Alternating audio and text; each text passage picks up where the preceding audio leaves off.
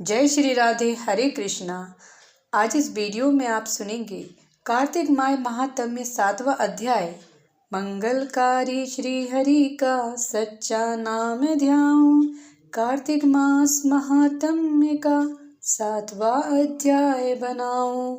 नारद जी ने कहा, हे राजन, कार्तिक मास में व्रत करने वालों के नियमों को मैं संक्षेप में बतलाता हूँ, उसे आप सुनिए। व्रती को सब प्रकार के आमिष, मांस, उड़द, राई, खटाई तथा नशीली वस्तुओं का त्याग कर देना चाहिए।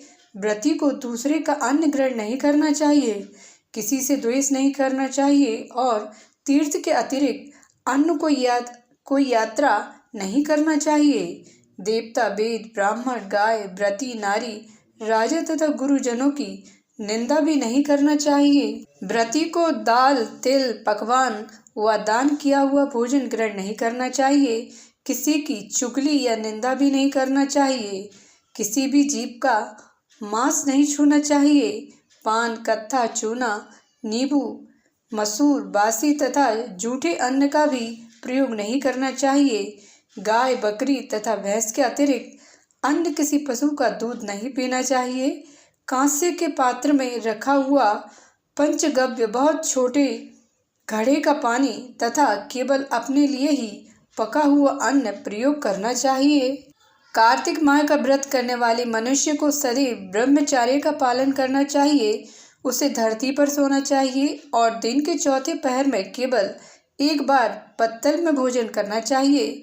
व्रती कार्तिक माह में केवल नरक चतुर्दशी, जिसे छोटी दिवाली भी कहा जाता है, इस दिन ही शरीर में तेल लगा सकता है। कार्तिक माह में व्रत करने वाले मनुष्य को सिंगाड़ा, प्याज, मट्ठा, गाजर, मूली, काशीफल, लौकी, तरबूज, इन वस्तुओं का प्रयोग बिल्कुल नहीं करना चाहिए। रजस्वला, चंडाल, पापी, म्लेच्छ, पतित, व्रतहीन, ब्राह्मण द्रोही और नास्तिकों से बातचीत नहीं करना चाहिए। भगवान विष्णु को प्रसन्न करने के लिए अपनी शक्ति के अनुसार चंद्रायण आदि का व्रत करना चाहिए और उपर्युक्त नियमों का पालन करना चाहिए।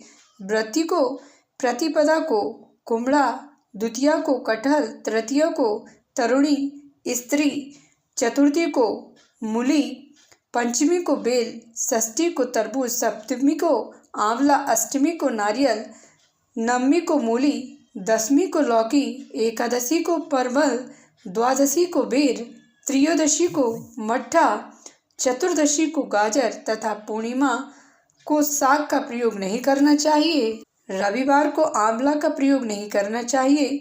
कार्तिक माह में व्रत करने वाला मनुष्य यदि इन शाकों में से किसी शाक का सेवन करना चाहे तो पहले ब्राह्मण को देखकर ग्रहण करे। यदि विधान माघ माह के व्रत के लिए भी है, देवोत्थानी एकादशी में पहले कही गई विधि के अनुसार नृत्य, जागरण, गायन, वादन आदि करना चाहिए। इसको विधि पूर्वक करने वाले मनुष्य को देखकर यमदूत ऐसे भाग जाते हैं जैसे सिंह की गर्जना से हाथी भाग जाते हैं। कार्तिक माह का व्रत सभी व्रतों में श्रेष्ठ है। इसके अतिरिक्त जितने भी व्रत यज्ञ हैं, वह 1000 की संख्या में किए जाने पर भी इसकी तुलना में नहीं कर सकते, क्योंकि यज्ञ करने वाले मनुष्य को सीधा वैकुंठ की प्राप्ति होती है। जिस प्रकार राजा की रक्षा उसके अंग रक्षक करते हैं, उसी प्रकार कार्तिक माह का व्रत करने वाले की रक्षा भगवान विष्णु की आज्ञा से इंद्र आदि देवता करते हैं। व्रती मनुष्य जहाँ कहीं भी रहता है, वहीं पर उसकी पूजा होती है, उसका यश फैलता है।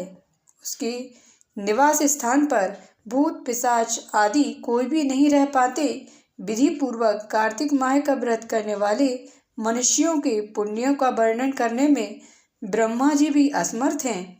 यह व्रत सभी पापों को नष्ट करने वाला, पुत्र पौत्र आदि प्रदान करने वाला और धन धान्य की वृद्धि करने वाला है।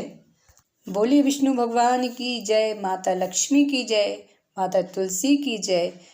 चैनल पर पहली बार आए हैं तो चैनल को सब्सक्राइब करिए, बेल आइकन प्रेस करिए, लाइक करिए। मिलते हैं अगली वीडियो में। जय श्री राधे।